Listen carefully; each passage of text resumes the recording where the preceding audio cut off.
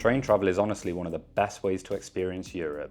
It's efficient, scenic, and surprisingly affordable. Our recent trip using an Interrail Pass took us through some incredible countries like Romania, Bulgaria, and Turkey, and it was nothing short of amazing. In this video, we're sharing what it's actually like to travel with an Interrail Pass, our top tips for making the most of it, and our full itinerary that took us through some of the hidden gems of Eastern Europe and into Turkey.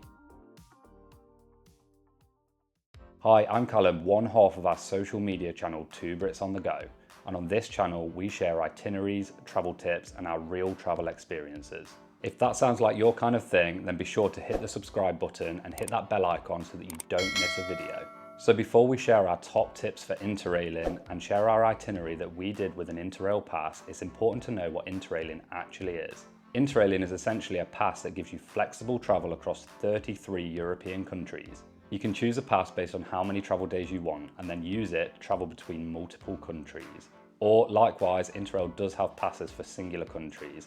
So for example, if you want to go to Austria, you can get an Austrian Interrail Pass.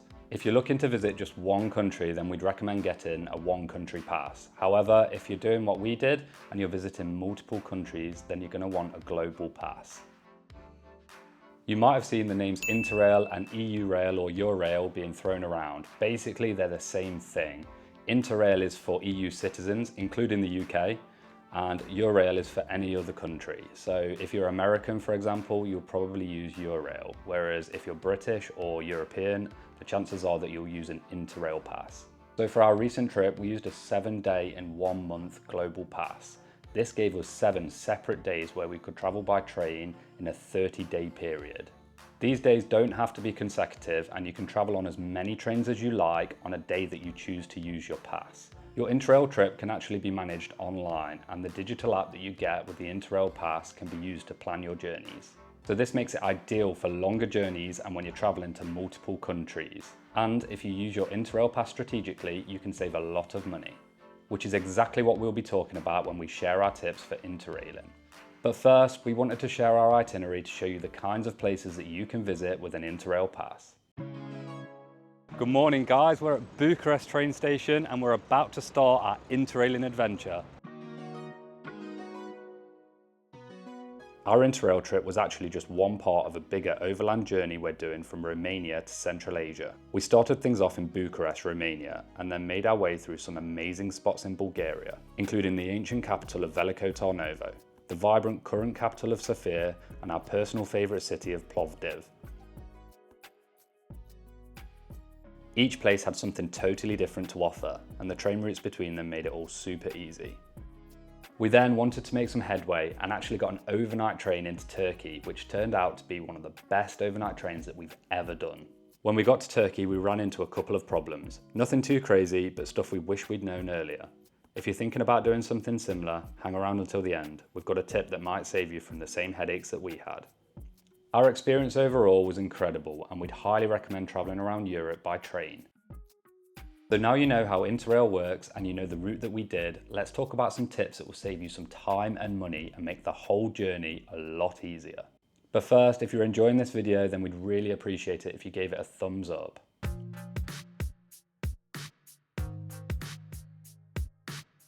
Our first tip is to utilize your travel days. As we said earlier, we had 7 days in 1-month pass, which gave us 7 days where we could use the trains as much as we like.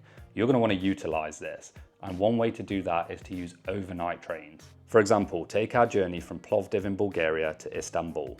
Instead of wasting a whole day just traveling, we caught an overnight train.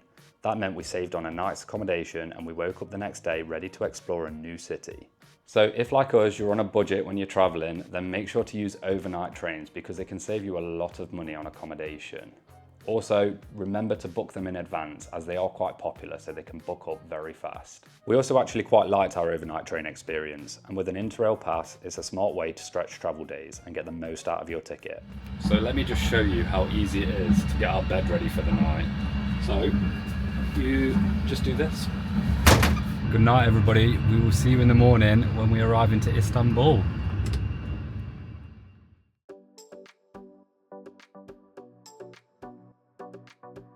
Our second tip is to reserve your seats, and how you do that depends on which country you're in. In some places, mainly Western Europe, you can book your seats online, which is really convenient. But for the countries that we travelled through, Romania, Bulgaria and Turkey, we had to do it at the station. What's going on, guys? We've just arrived into Bulgaria, got off the train from Romania, and because basically with our Interrail Pass, for some countries you do have to book seat reservations. So what we've done is we've gone straight to the desk. It took about 5 minutes. Yeah. Straight up to the desk and asked for a seat reservation because we've got a first class ticket, and it just costs 70p for both of us to reserve our seats. So I know, I initially thought it was going to be £70 and I thought no, I don't want to do that, but luckily nope. 70p, so cheap, really good. 70p for our seats in first class, so it's pretty good. It's not hard and the staff are helpful, but it does mean that you need to build in a bit of time, especially if you're arriving in a new city and trying to sort out your next leg straight away. Thankfully, the seat reservations don't cost a lot of money, they're usually just a few euros. But this brings us on perfectly to our next tip, because we didn't plan properly and it ended up costing us time and money.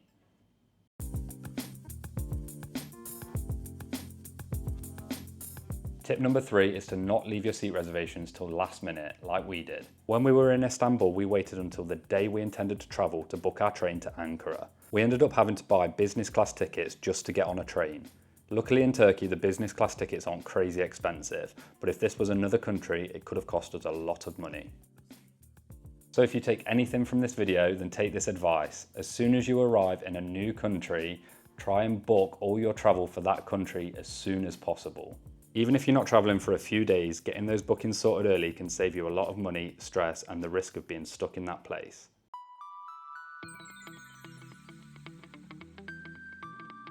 Tip number 4 might surprise you, but it's not just to rely on the trains. Buses in Europe can massively expand your route and take you to places that the trains don't go. In Turkey especially, this was a game changer. The only major high-speed line runs from Istanbul towards the east, but beyond that, the train network is mostly slower regional routes. With buses, you can reach incredible places like Cappadocia, the coastal city of Antalya, and even Hopper, which was perfect for us crossing into Georgia.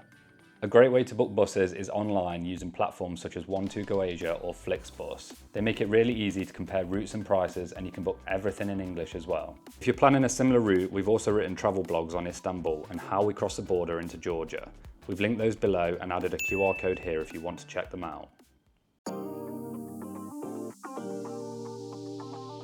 Tip number 5 is to not forget about Interrail's partner discounts. In lots of countries across Europe, your Interrail Pass can get you discounts on things such as luggage storage, hostels or hotels, and even ferries. Unfortunately for us, there wasn't many discounts in the countries that we visited, but don't worry because we've got you covered. We've linked some discount codes for tours and activities in the description, so definitely check those out before you book anything. So those are our main tips, but here's a few more things to bear in mind while you're interrailing. These are just a few things that we picked up after interrailing for around 30 days.